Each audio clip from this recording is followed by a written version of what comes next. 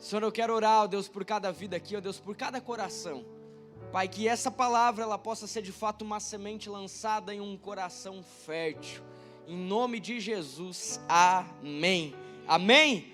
Queridos, até antes de vir eu estava falando com algumas situações ali acerca da semeadura. Hoje Deus falou muito comigo acerca da semeadura. Sabe, então, é importante você entender alguns processos acerca de... não, mas eu quero colher algo bom. Você tem que entender algumas coisas. Primeiro, tem que plantar uma boa semente. Né? Você tem que plantar a boa semente. Segundo, você tem que plantar em um solo bom. Porque às vezes você lança uma boa semente em um solo ruim e a semente não germina. Então, às vezes, por que eu estou falando isso? Porque às vezes, às vezes não, sempre a palavra de Deus, ela vai falar conosco. Alguma coisa, algum versículo, a palavra de Deus, ela nunca volta vazia. Agora, o que eu e você, nós precisamos entender é que a nossa parte é o solo. Está entendendo? Então, a palavra de Deus, ela é a semente. Eu sou o solo. Então, quando um pastor, um pregador, ele fala assim, olha, abre o seu coração.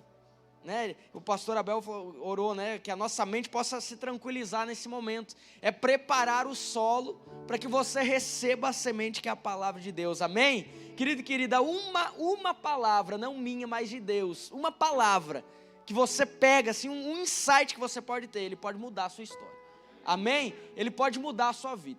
Sabe, algo muito interessante, baseado nisso até que eu quero falar um pouco essa noite, esse texto de Atos, a vinda do Espírito Santo às pessoas, aos apóstolos, é algo, gente, que me fascina, porque isso nos dá o seguinte entendimento, que o Evangelho não é algo parado, o Evangelho não é algo pacato, o Evangelho de Jesus não é algo morno. O Evangelho que eu e você cremos, o Jesus que eu e você cremos, não é algo simples, é algo poderoso. Amém? Você pode repetir comigo? Jesus é poder. Jesus é poder. Querido e querida, aí é um empoderamento do céu sobre a sua vida. Sabe, se eu e você estamos aqui hoje é porque aqueles homens foram comissionados, sim, mas é porque eles foram empoderados pelo Espírito Santo de Deus e o Evangelho chegou até nós. Agora, o mais interessante de tudo isso e ao mesmo tempo é o mais desafiador, é que se o Evangelho chegou até nós, para chegar nas próximas gerações, depende de um sim nosso. Depende de um sim nosso. Aquilo que eles fizeram, eles já fizeram. A missão deles já foi feita. É só exemplo agora. Exemplo de como é poderoso pessoas que falam sim para Jesus. Você falou sim para Jesus? Então prepare-se. Prepare-se, esse é fato, amém? Você pode abrir sua Bíblia em Colossenses capítulo 1, verso 13. O pessoal vai projetar também. Colossenses capítulo 1, verso 13. Graças damos ao Deus e Pai de nosso Senhor Jesus, orando sempre por vós.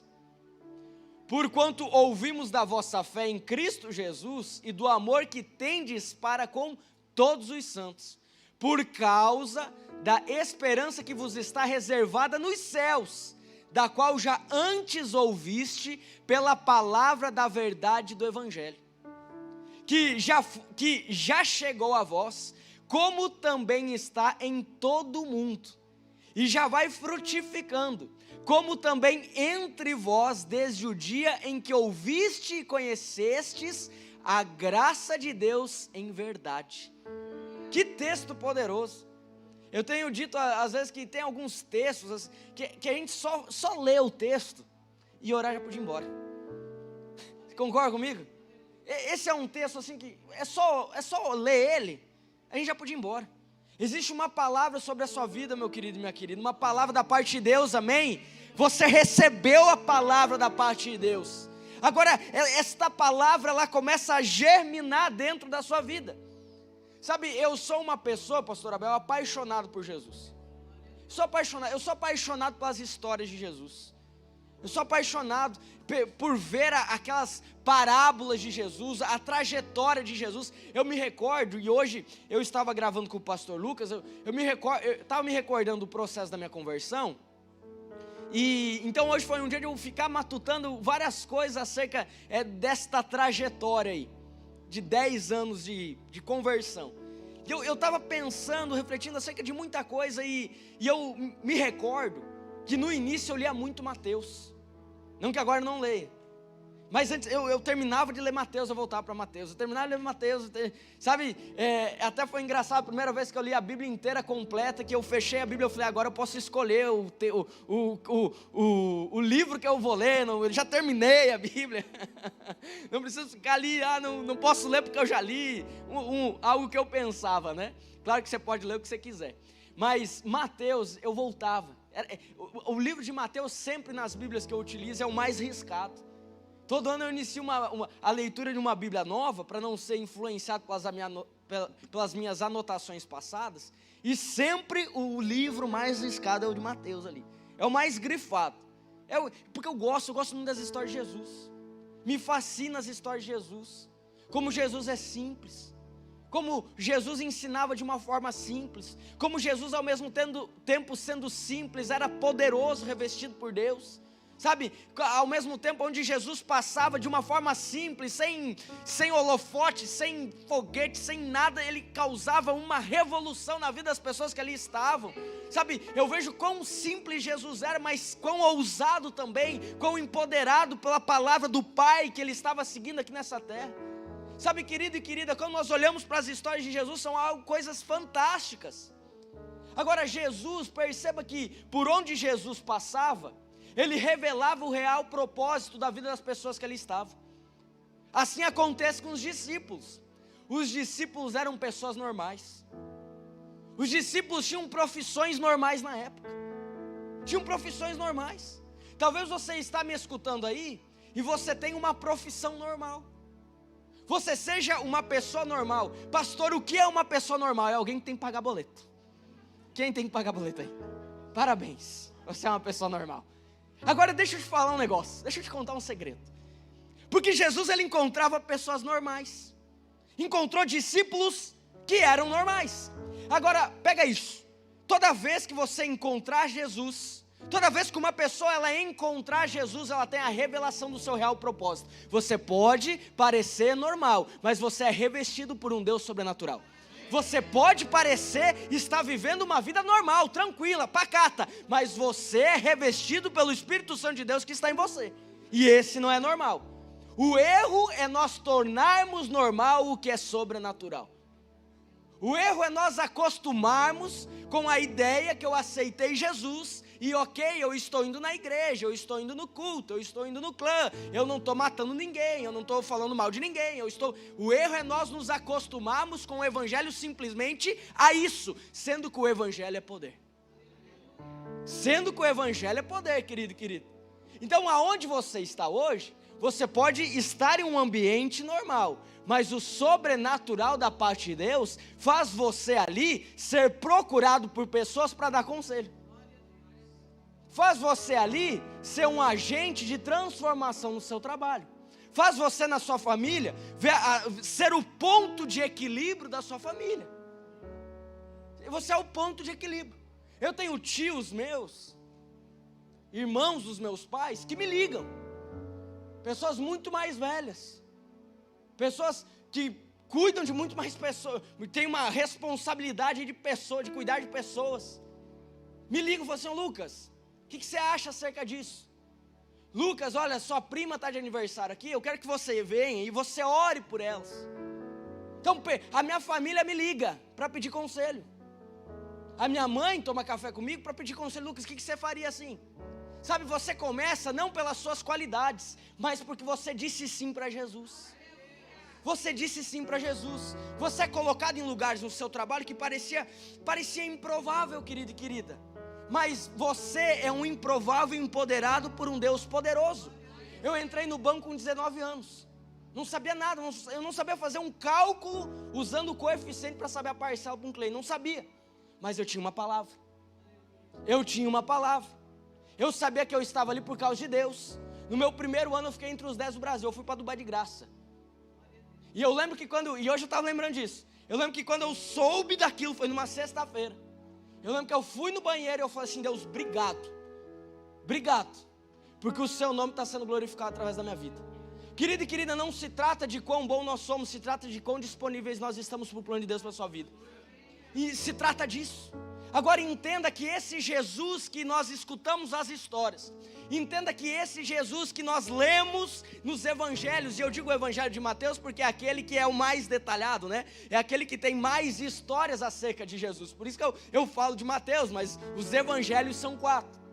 Então, quando nós lemos os evangelhos que relatam ali as histórias de Jesus, nós vemos quão bom Jesus era, quão extraordinário Jesus era. Veja só, uma certa feita está lá os discípulos em um barco, estão todos ali, e de repente começa uma tempestade, começa a mexer a água, começa a chacoalhar o barco, começa a vir um grande vento soprar aquele barco, e aqueles homens então começam a ficar desesperados ali. Você imagina, você está em um lugar onde você não tem ponto de referência, você está no meio do mar, você não tem um ponto de referência, o negócio está escuro, aquela chuva, aquele vento para um lado para o outro. Aqueles homens ficam desesperados. Desesperados. Começa a falar, o que nós vamos fazer? Não tem controle sobre isso. Agora Jesus estava dormindo. Repita comigo, Jesus estava no barco. Jesus estava no barco. Jesus estava ali dormindo. Agora eles vão lá e chamam Jesus, falam assim, Jesus, tem uma tempestade, nós vamos morrer. Jesus fala assim, mas vocês têm pouca fé mesmo. Vocês têm pouca fé. Vocês não entenderam ainda que eu estou no barco. Mais ou menos isso que Jesus está falando para eles. O barco aqui, meus irmãos, significa a nossa vida. Significa a nossa vida. Sabe, quem tem tempestade aqui, quem já passou por tempestade? Eu já passei por tempestade. Já passei por dificuldade. Já passei por dia ruim. Sabe, a tempestade aqui significa que vai ter problema. Você vai ter dificuldade. Então, se o barco significa vida, a tempestade significa dificuldade. Mas se Jesus está no barco, que é a minha vida, significa que a tempestade não vai me matar. Significa que eu posso até ter dia ruim, eu posso até ter dia difícil, eu posso até ter dia complicado, mas isso tudo não vai me matar. Jesus então levanta, e você sabe da história, ele acalma a tempestade. Tem uma outra história também num barco, que os discípulos estão lá, e de repente Jesus vem andando sobre as águas. Que coisa fantástica, né? Jesus ele vem andando sobre as águas, e um corajoso fala assim, ó Senhor, se é tu mesmo, fala para que eu vá até você. Então ele anda, sai e começa a andar sobre as águas, e depois ele afunda. O problema é que as pessoas às vezes valorizam tanto a derrota. Ah não, porque ele afundou, porque parou de olhar para Jesus. Mas ele andou sobre as águas. Quem já andou sobre as águas aí? Pare de valorizar o problema. Pare de valorizar a perca. Às vezes a gente valoriza demais a perca, meus irmãos. Às vezes a gente dá muito crédito para algo que não tem tanto valor, que não deve ter tanto valor. Sabe, às vezes você desvaloriza aquilo que Jesus já fez na sua vida. Às vezes você desvaloriza que, pô, peraí, eu andei sobre as águas aqui, eu estou andando num milagre. Eu estou andando num milagre. Ou uma outra história, também os discípulos estão lá no barco. Viviam no barco essa turma, né? Estão lá no barco. E agora, a história fala que eles haviam passado a noite inteira tentando pescar, né? Jogando a rede, mas não pegando nada.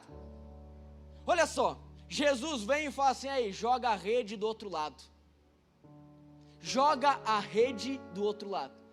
Se sou eu iria falar para Jesus assim, Jesus, eu já joguei de um lado, eu já joguei do outro, eu já joguei na frente, eu já joguei atrás, eu só não joguei para cima, porque eu sei que para cima eu não vou pegar peixe. Eu estou a noite inteira aqui tentando pegar algo e eu não peguei. Agora vem o Senhor e fala para jogar do outro lado. Eu falaria isso. Falei assim, ó, já girei aqui o barco. E querido, um pescador profissional, tá ali um pescador profissional, e aumenta a minha responsabilidade agora de falar, um pescador profissional, né, Bionda, ele não sai a Deus dará, não. Ele sai meio que sabendo, cuidando da água, cuidando da movimentação, ele sabe onde vai encontrar os cardumes. Tem uma noção diferente do pastor Lucas Pacheco, que vai pescar lá no Pesque Pague, que só joga, às vezes nem a isca leva. Só vai, né, só jogar aqui que o peixe vem. É diferente um pescador profissional. Aqueles homens eram profissionais no negócio. Então eles vão sabendo mais ou menos a direção, o vento, tudo, cuidando tudo. Eles chegam lá, passam a noite inteira tentando pescar e não pegam nada. Um pescador, ele sai para pescar, por quê? Porque o peixe é o que vai dar dinheiro. Ou seja, não pegar nada significava o quê? Não ter nada. Não pegar nenhum peixe significava o quê? Não vender nada. Então aqueles homens estão a noite inteira ali, e eu creio que já agoniados, preocupados, porque durante o dia não teriam dinheiro. Agora Jesus vem e fala: ei, joga do outro lado. Eles jogam do outro lado, e a Bíblia fala que quase que eles não conseguem puxar a rede para dentro de novo, de tanto peixe que tinha ali. Um milagre da parte de Deus. Agora, meus irmãos, essas histórias são histórias lindas, você concorda comigo? São histórias que manifestam o poder de Jesus, amém ou não amém? São histórias que falam assim: opa, peraí, Jesus é poderoso, Jesus anda sobre as águas, Jesus multiplica o pão, Jesus manda lançar a rede, então os peixes vêm, Jesus por onde passava o milagre acontecia. São histórias fantásticas. Só que, de um certo modo, essas histórias elas nos paralisam, porque nós ficamos esperando um Jesus externo, nós ficamos esperando um Jesus vir, e Ele já veio e morreu na cruz, e hoje Ele habita em você. Então se tem alguém que tem que andar sobre as águas, esse alguém é você. Se tem alguém que tem que andar debaixo de um milagre, esse alguém é você. Se tem alguém que tem que orar por uma pessoa e através do nome de Jesus a pessoa ser curada, esse alguém é você. Se tem alguém que vai marchar e vai dar palavras de comando, esse alguém é você. Se tem alguém que foi chamado e comissionado para ser a resposta nesta terra, esse alguém é você. Mas não é por causa de você, é por causa de Jesus em você.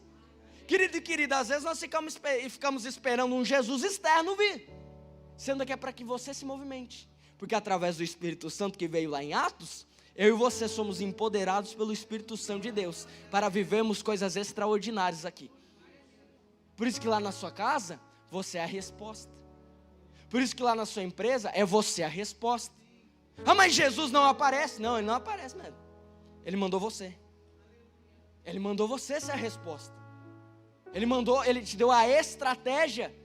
Hoje eu falava sobre os sims que nós damos para Deus.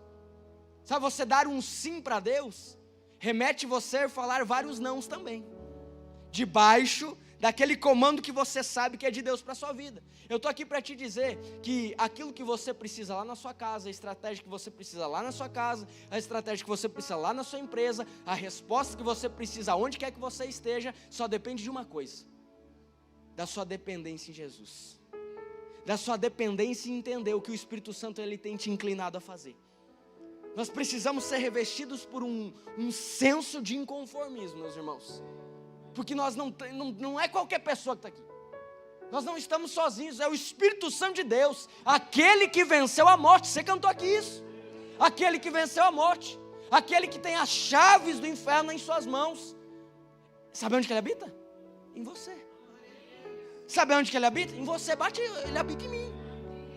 Querido, ele não habita em templo não. Sabe, às vezes a Karen me manda alguns destinos, aqui em alguns lugares, fala: amor, eu quero ir para cá. Eu falo: que legal, também quero. E eu fico pensando, lá na Turquia, Capadócia, imagina eu tomando um café aqui, olhando aqueles balões, coisa linda, tomando um café, coisa maravilhosa. Eu fico olhando as Ilhas Maldivas, fenomenal, o negócio é lindo demais. Imagina eu aqui, uma semana, eu vou ficar louco, aqui preso, aqui não tem shopping, não tem nada, mas é lindo. É lindo, maravilhoso. Gente, lugares lindos. Quem aqui já viu um lugar lindo na internet, ou você já foi em um lugar fantástico, assim, que você olha e fala: meu Deus, que coisa mais linda. Você vai aqui ou não, na Serra do Goiôense, você vai do lado do Rio Grande do Sul, você vai no lugar mais alto, você fica assim: mas que legal que seria eu ter uma casa aqui. Que legal que eu ter uma cabana aqui, uma casa para final de semana. Acordar com essa vista, lugar lindo, você fica pensando, imaginando. Eu e você, pessoas limitadas que somos, ficamos olhando lugares, querendo visitar. Eu acho engraçado quando eu chego num lugar que eu sei que o mundo inteiro conhece, sabe o que eu faço? Eu fico olhando para aquele negócio e falo assim, rapaz, o mundo inteiro sabe disso aqui. O mundo inteiro sabe disso aqui. Eu falo, que coisa maluca, eu estou aqui. Ó. O mundo inteiro sabe. Sabe, eu e você, limitados que somos, vamos lá, compramos a viagem, vamos viajar, vamos passear, queremos conhecer os lugares. Agora eu fico pensando, Deus, Ele cria todo esse mundo. Deus, Ele cria toda esta terra. Sabe, eu e você, se hoje fizéssemos uma enquete, onde você gostaria de morar? Uns talvez falariam na Grécia, outros falariam em Nova York, outros falariam talvez num lugar mais retirado no campo. Talvez você escolheria um lugar na China, pouco provável. Mas você iria escolher o quê? Um lugar bonito, um lugar legal, um lugar bacana. Agora veja só, Deus, Ele cria todo esse mundo. Deus é o dono do mundo, Ele é o dono do mundo. Ele criou tudo, tudo Ele criou. E Ele olha para todo esse mundo, para todos esses lugares maravilhosos, e Ele fala assim, olha, de todos os lugares lindos e maravilhosos que eu criei, eu vou escolher habitar no coração dos meus filhos. Eu vou escolher habitar no coração dos meus filhos. De todos os lugares lindos, perfeitos, magníficos que existem nesta terra, eu vou escolher aquele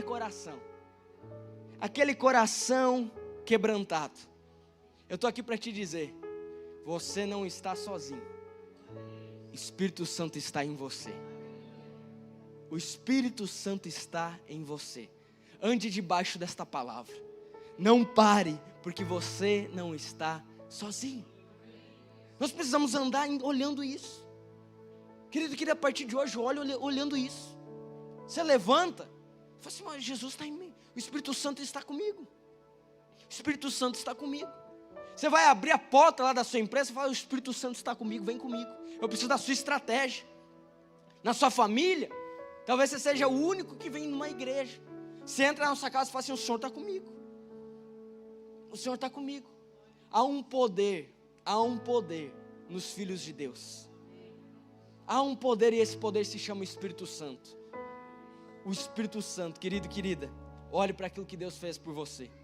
Olhe para aquilo que Jesus fez aqui nessa terra e entenda que você é revestido e revestida pelo Espírito Santo de Deus, que é poder, é fogo, dunamis, causa uma explosão. E a explosão num carro, ela faz com que o carro se movimente. É o combustível explodindo, por isso que o carro sai do lugar. A explosão, o Espírito Santo em você, precisa causar uma revolução na sua vida. Amém? Por isso não aceite a normalidade, viva de acordo com o sobrenatural de Deus aqui nessa terra. Amém? Eu quero orar pela sua vida.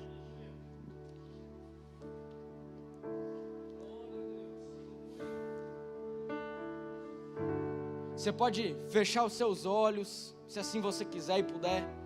Você fala assim, Senhor, eu quero andar debaixo dessa palavra. Eu quero andar, ó Deus, revestido pelo Teu poder, pelo Teu Espírito Santo. Senhor, eu quero parar de ficar esperando as coisas acontecerem. Eu quero provocar o Seu sobrenatural. Eu quero provocar, ó Deus.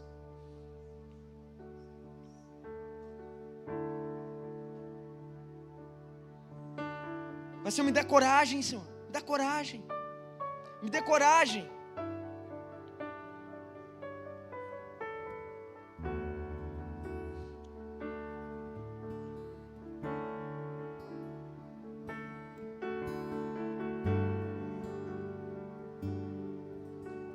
Espírito Santo de Deus, nós queremos Te agradecer. Nós queremos Te agradecer porque quão bom o Senhor é conosco. Obrigado, Senhor. Obrigado. Obrigado, Espírito Santo de Deus. Obrigado porque se nós estamos aqui, ó Deus, nesta noite, é porque não é simplesmente algo rotineiro, mas é porque estava escrito no céu, como um dia onde ficará marcado na história de cada um aqui, como o início de um novo ciclo, o ciclo do entendimento que não estamos sozinhos, que somos revestidos pelo Espírito Santo de Deus, que o Senhor está conosco, que o Senhor nos reveste de poder. O Senhor inclina, ó Deus, o nosso coração. Como Tiago diz, quanto mais nós entregamos do Senhor, mais o Senhor libera do Senhor para nós. Que nós possamos andar debaixo dessa palavra. Deus, que nós possamos andar debaixo dessa palavra de poder, de ousadia. Que sejamos, ó Deus, pessoas reconhecidas por resplandecer o Senhor aqui nessa terra. Pai, que sejamos pessoas reconhecidas, ó Deus, por estabelecer o seu reino aqui nessa terra. Ó Deus, em nome de Jesus, que não venhamos ser daqueles que ficam parados, mas sim daqueles que avançam. Sim, aqueles que falam sim. Aqueles, ó Deus, que foram chamados e comissionados para ser a resposta do Senhor aqui nessa terra. Em nome de Jesus. Amém, amém e amém.